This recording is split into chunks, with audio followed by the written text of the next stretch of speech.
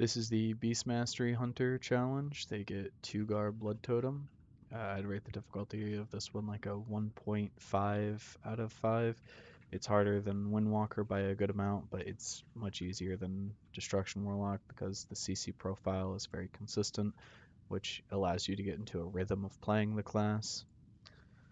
For macros, I recommend you set Tugar as your focus and use a focus counter shot macro, so that way you just interrupt him every time, you just press the button every time.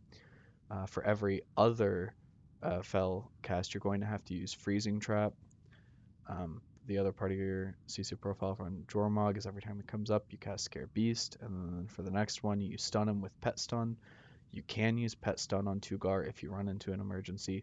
You don't have to interrupt every single Sonic Scream from Jormog. It just helps a lot. It reduces the amount of healing that you're going to have to do by a good margin.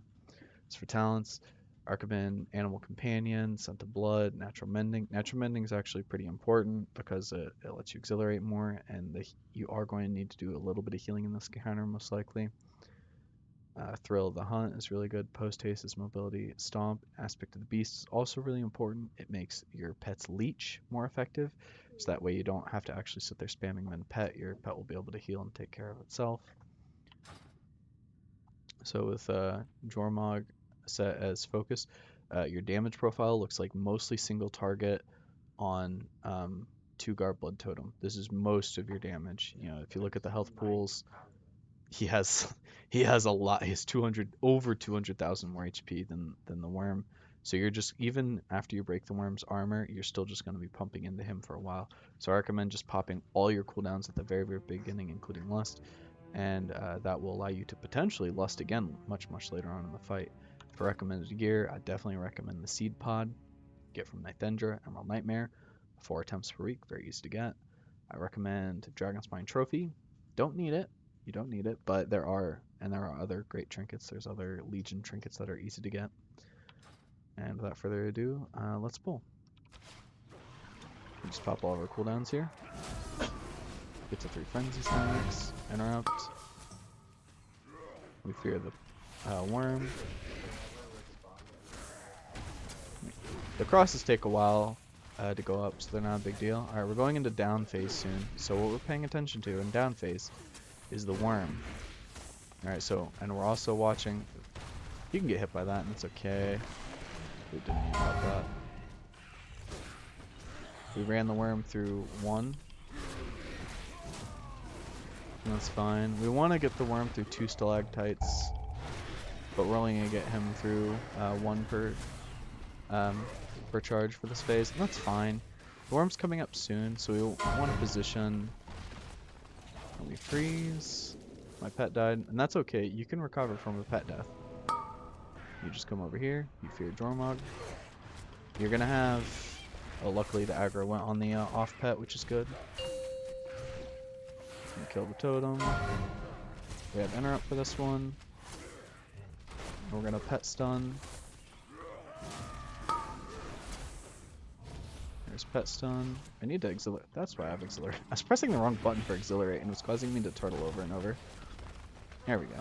So now we're in down phase. Don't get hit by the falling stalactites. We seed pod here. We want to run him through as many of these things as possible. Counter shot this one. The totem is not the highest priority. The interrupt is the highest priority. We want to stand on the stalactite so we can get the worm through it. We're going to have to freezing trap the next cast, and it's coming up soon. There it is. Throw the trap. You stand really close to the boss, that way it's easier to get those off. And we scare Beast this cast. I recommend casting it as soon as it goes out. You can cleave a bit here. You just pop all your cooldowns and cleave. But mostly you're going to be on Tugar. Alright, we're going to have a pet stun here in a second. There's the pet stun. Just don't stand across, you got plenty of time. Oh, got hit by the stalactite again, that's fine. We seed pod.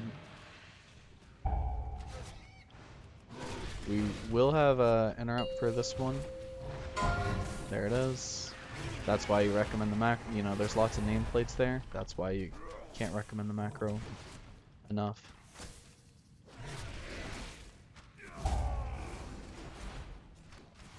We have Exhilarate back up. We have to trap here.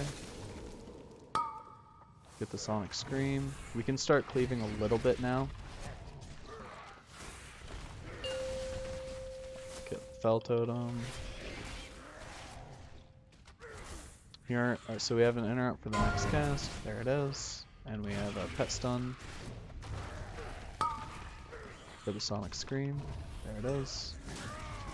Now, it's, like I said, it's a simple rhythm of just 1, 2, 1, 2, 1, 2. You know, don't stand on the stalactites when they go out. Put your Ravage Seed Pod down, start cleaving.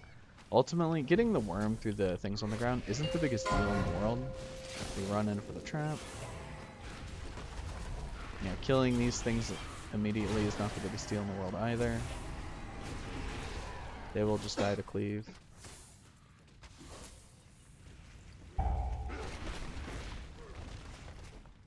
That one went way out of town, but worked out fine. Interrupt, shoot that.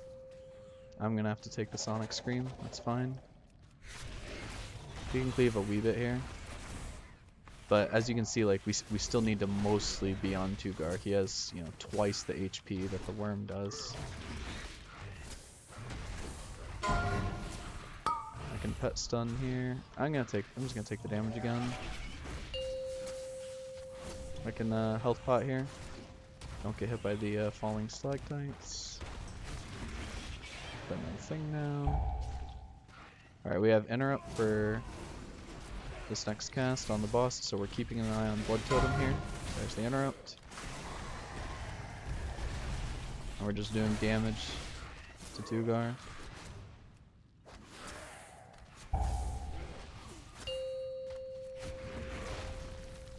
We're running in because we have an interrupt soon. Scare Beast. There's the interrupt.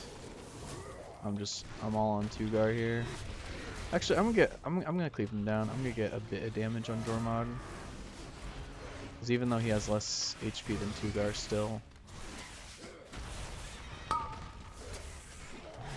Pet Stun here. Interrupt there. I have to Freezing Trap the next one.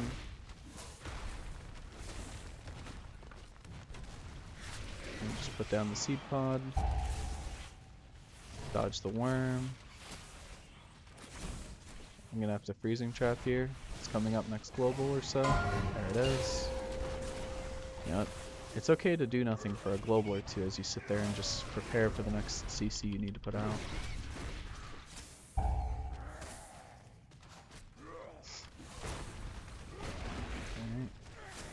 Moving over for the fear we have to get out. Kill shotting Tugar. Interrupt. Shoot the totem.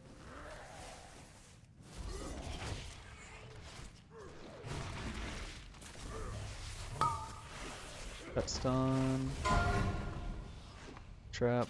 Ooh, crap came out late, but we still got it.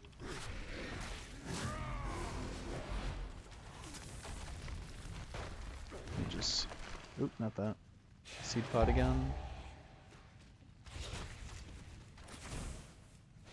I've gotten to 5 eggs before in this fight. Interrupt. Shoot the totem. Next we have to Freezing Trap, and we're gonna have to get our we're gonna have to fear the other guy at the same time. They're gonna come out like basically the same moment. There it is. So what we're going to do is we're going to immediately revive our pet. And our off pet actually does not despawn, which is really, really good. It just goes to show you can't, if you cast revive pet immediately, you can recover from a pet death. Pet stun that. Alright, now we need to get a bit more damage onto the behemoth.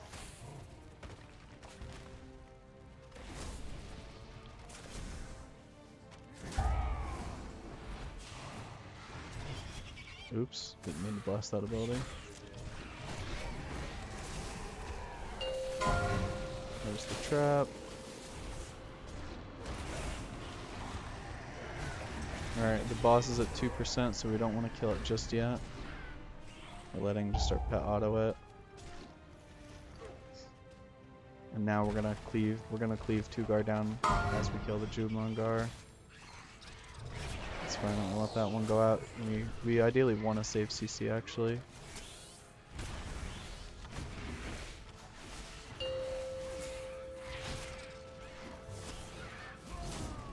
Pop all the cooldowns. Kill that. Pet stun. So we're gonna trap the next one, fear the next one after that. We don't have a huge amount of time to kill the worm. We're gonna seed pod here.